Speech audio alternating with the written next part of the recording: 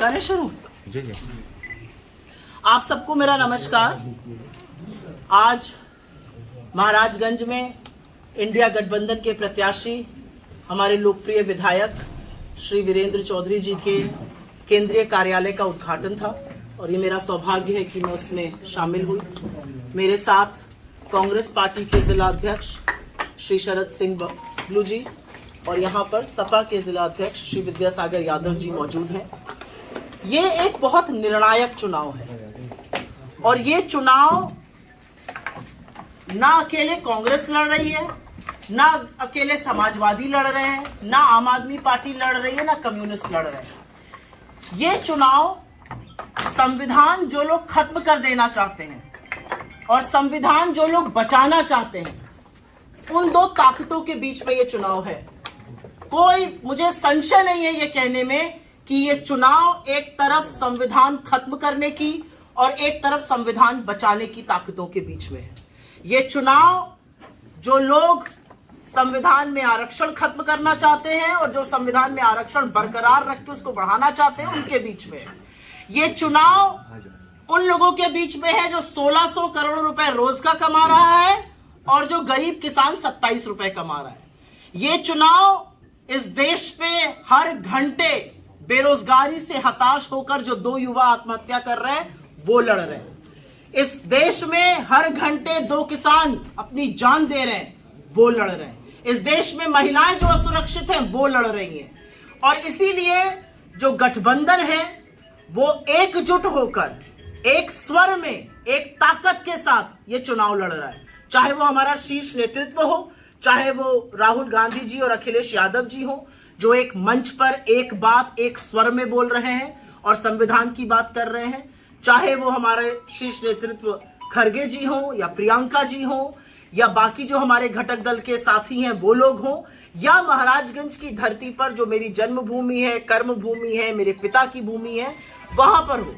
और मेरा अपना मानना है कि गठबंधन में हम सब एक साथ आए हैं, अलग अलग विचारधाराओं के लोग हैं, लेकिन एक बड़ी विचारधारा हम सबकी सेम है और वो बड़ी विचारधारा है कि इस देश के संविधान के साथ खिलवाड़ नहीं हो सकता है। 3 चरण का मतदान हो चुका है और मुझे ये कहने में कोई गुरेज नहीं है कि ये चुनाव नरेंद्र मोदी बुरी तरह से हार रहे हैं और 4 जून को अगली सरकार इंडिया गठबंधन की बनने जा रही है। 150 सीटों के लाले पड़े हुए नरेंद्र मोदी जी के। 400 को जो नारा दिया उससे लोग समझ गए साजिश संविधान के खिलाफ है, षड्यंत्र आरक्षण खत्म करने का है। बिल्कुल समेट दिया है जनता ने उनको। जनता 10 साल जनता ने वक्त दिया, जुमलों का टाइम दिया और अब जनता जो है वो जवाब मांग रही है, वो हिसाब मांग रही है। वो कह रही है मेरे विकास का हिसाब दो, इधर उधर की बातें मत करो।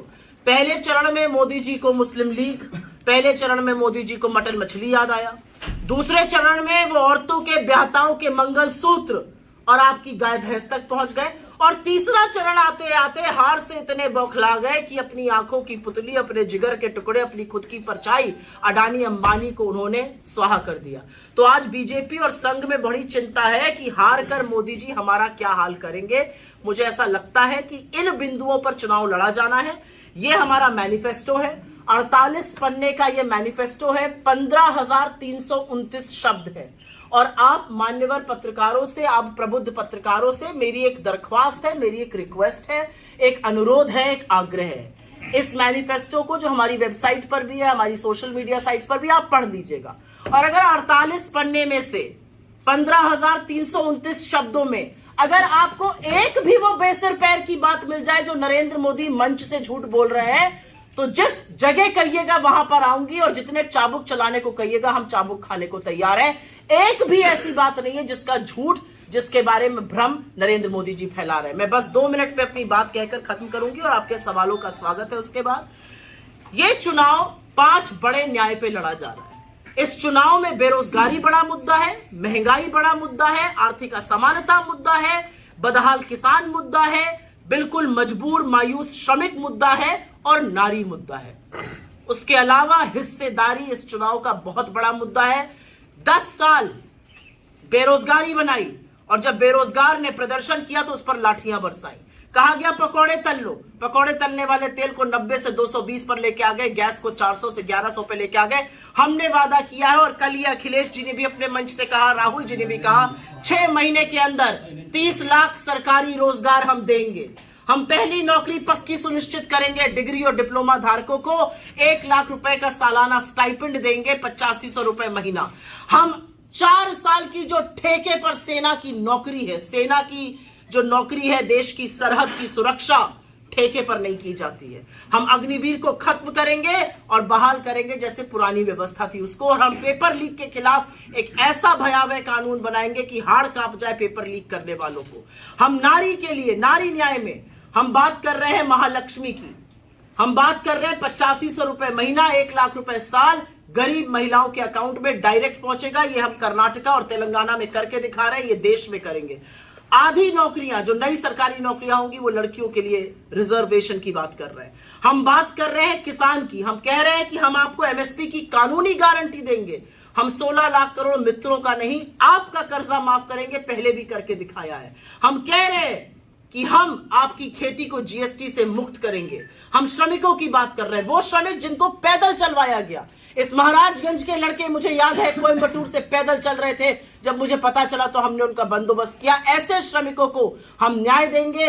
हम मनरेगा से, हमने तकदीर और तस्वीर बन दी थी ग्रामीण भारत की, फिर से मनरेगा का मानदेय हम 400 रुपए प्रतिदिन करने जा रहे हैं। हम इस देश में 25 लाख की हेल्थ व्यवस्था ला रहे हैं, जो हमने राजस्थान में करके दिखाया। उसमें टेस्टिंग, उसमें इलाज, उसमें डायग्नोस्टिक सब कुछ शामिल है। और अंत में मैं बात करना चाहती हूं हिस्सेदारी की। जो 80-85% इस देश की जनता है, जो हाशिए पर है, जिसके खिलाफ आरएसएस ने हमेशा से षड्यंत्र किया है, जिसके आरक्षण को आप खत्म करना चाहते हैं, हम उनको मुख्य धारा में लाना चाहते हैं। हम दलितों की, पिछड़ों की, आदिवासियों की तो बात करते ही हैं, हम गरीब सामान्य वर्ग की भी बात करते हैं। क्योंकि नीति निर्माण ऐसा होना चाहिए जिससे इन लोगों का भला हो, चाहे आप गरीब सामान्य वर्ग के हो, चाहे आप दलित हो, चाहे आप पिछड़े हो और आदिवासी हो। और नीति निर्माण सुचारू तभी हो पाएगा जब आप गिनती करिएगा। और हम नरेंद्र मोदी की आंख में आंख डाल के पूछते हैं, कितना झूठ बोलिएगा आप हमारे मैनिफेस्टो पे, कितना झूठ बोलिएगा आप गिनती पे। और हम उनसे कहते हैं, किस बात से डरते हो, गिनती क्यों नहीं करते। ये हमारा मैनिफेस्टो है, इसी की चर्चा हमारे नेता, इसी की चर्चा हमारे घटक दल, इसी की चर्चा अखिलेश जी, इन्हीं वादों की पूर्ति करने के लिए हम लोग चुनाव लड़ रहे हैं। ये एक निर्णायक चुनाव है। ये चुनाव तय करेगा कि क्या ये देश एक जीता जागता लोकतंत्र रहेगा या इस देश में तानाशाह की तानाशाही चलेगी। हम लोग आज यहाँ पर सब लोग एकत्रित हैं। हम लोग एकजुट होकर एक मत से अपने प्रत्याशी वीरेंद्र चौधरी जी के लिए, जो कांग्रेस के विधायक हैं फरेंदा से, उनके लिए एक मुश्त होकर पूरी शिद्दत से, पूरी ईमानदारी से जुटकर प्रचार में लगे हैं और उनके लिए वोट मांग रहे हैं। हमारा मानना है 6-6 बार के सांसद ने महाराजगंज को अपने आका की तरह सिर्फ जुमले दिए हैं, सिर्फ फर्जी खोखले वादे दिए हैं। और अब परिवर्तन होना चाहिए। और जिस वर्ग से आते हैं वीरेंद्र जी, उस वर्ग की प्राथमिकता होनी चाहिए, प्रतिनिधित्व होना चाहिए।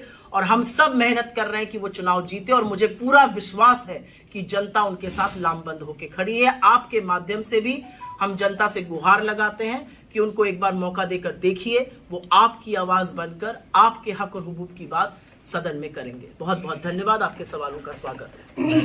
जो मेन बातें हैं 2-3 मिनट में आप जानते हैं, बाइट लीजिए। चल रहा है जा रहा नहीं आ रहा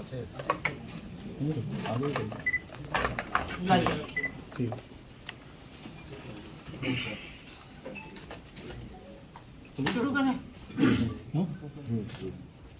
क्या उद्देश्य था आज के प्रेस कॉन्फ्रेंस का, क्या कहना चाहती हूँ? 3 चरण का मतदान हो चुका है और एक बात कांच के शीशे की तरह साफ है कि नरेंद्र मोदी जी 1 जून को प्रधानमंत्री नहीं बनेंगे, बीजेपी की सरकार नहीं बनेगी, सरकार इंडिया गठबंधन की बनने जा रही है। नरेंद्र मोदी जी के पैरों के तले से जमीन खिसक चुकी है। असलियत यह है कि संविधान के खिलाफ जो साजिश रची जा रही थी, आरक्षण के खिलाफ जो षड्यंत्र रचा जा रहा था, जो बेरोजगारों को, महिलाओं को, गरीबों को, किसानों को, श्रमिकों को वंचित करके जो 10 साल राजनीति करी गई, उसका अंत होना है। और अब न्याय होगा। और न्याय, जिस तरह की बात हमारे घटक दल कर रहे हैं, जिस तरह की बात कांग्रेस पार्टी कर रही है, 30 लाख सरकारी नौकरियों की, महिलाओं के खाते में डायरेक्ट पैसा जाने की, 1 लाख रुपए साल, डिग्री और डिप्लोमा धारकों को 1 लाख की अप्रेंटिसशिप देने की बात, किसानों को कानूनी गारंटी की एमएसपी देने की बात, उनकी कर्जा माफी की बात, श्रमिकों में मनरेगा का मानदेय 400 रुपए कर देने की बात, गिनती करने की बात, कास्ट सेंसस करने की बात। हमारा एक अकेला विश्व में देश है जिसने कोविड के बाद इस देश में जनगणना नहीं हुई। इधर उधर की झूठी बातें, इधर उधर का रागलाप करके जनता मोदी जी से चंगा चुकी है और मोदी जी भी जानते हैं कि तीसरे चरण के मतदान के बाद झोला उठाने का वक्त आ गया है। आज यहां पर हमारे प्रत्याशी वीरेंद्र चौधरी जी के लिए समर्थन में, उनके लिए वोट मांगने के लिए हम सब एकत्रित हुए हैं। वो फरेंदा से कांग्रेस के विधायक हैं, यहां पर मजबूती से चुनाव लड़ रहे हैं, पढ़े लिखे व्यक्ति हैं, जुझारू हैं, संघर्षशील हैं और हम सब घटक दल के साथी यहां पर बैठकर एक मन से, एक मुश्त पूरी ईमानदारी से उनके प्रचार की बात करते हैं, उनके लिए वोट और आपका सहयोग। मैम, अरविंद केजरीवाल के बाहर आने से क्या लगता है इंडिया गठबंधन को मजबूती मिलेगी? क्यों नहीं मिलेगी?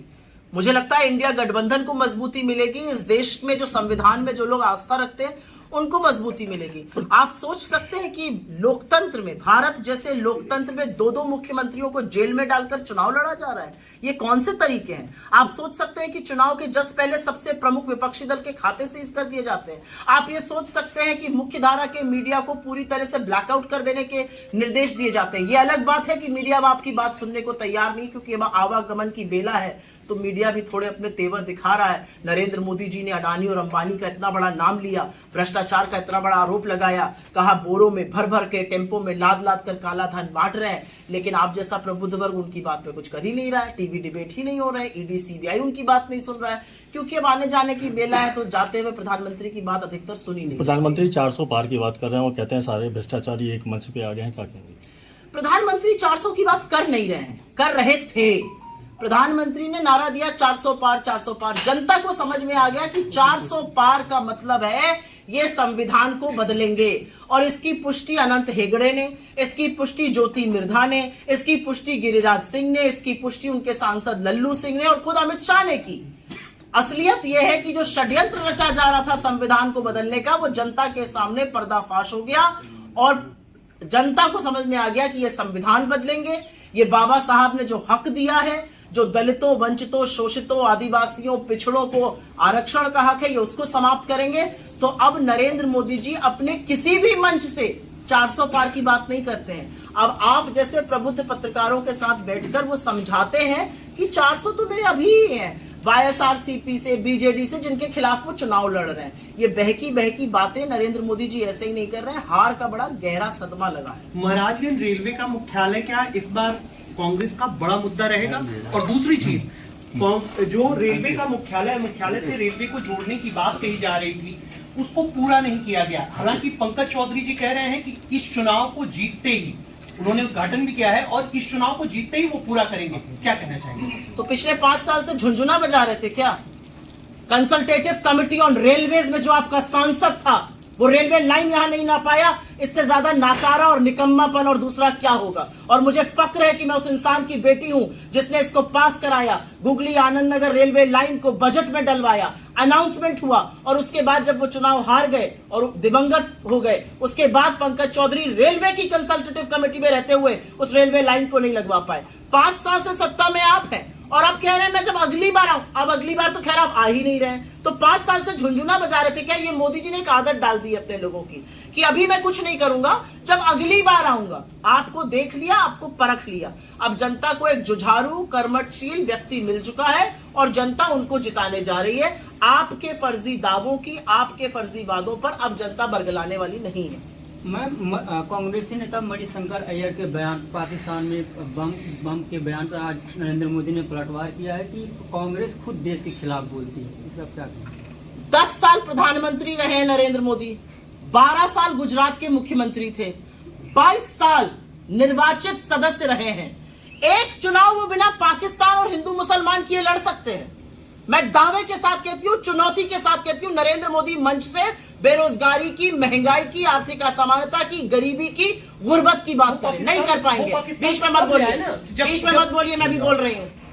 एक चुनाव वो लड़ सकते हैं बिना पाकिस्तान का नाम लिए। और किस कांग्रेस पार्टी से आप सवाल पूछते हैं? जिस कांग्रेस पार्टी की नेता ने पाकिस्तान के 2 टुकड़े करके बांग्लादेश को जन्म दिया, उससे आप बात करते हैं। आप पाकिस्तान की बात हमसे करिएगा। आप उस कांग्रेस पार्टी से बात करते हैं जिनके लोगों ने सालों साल आजादी के आंदोलन में जेल में बिताए, जिनके लोगों का खून इस मिट्टी में शामिल है। इंदिरा गांधी की छाती पर 32 गोलियां दागी गई थी और उसके बाद भी हम इस देश के संविधान के लिए लड़ रहे हैं। राजीव गांधी के टुकड़े हो गए थे, उनके बेटे और बेटी को इकट्ठा करके उनकी लाश को घर लाना पड़ा। क्या बात करते हैं नरेंद्र मोदी।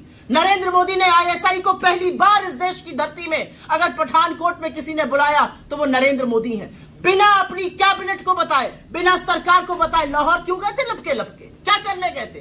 क्यों पैर छू रहे थे जाके नवाज शरीफ की मां का?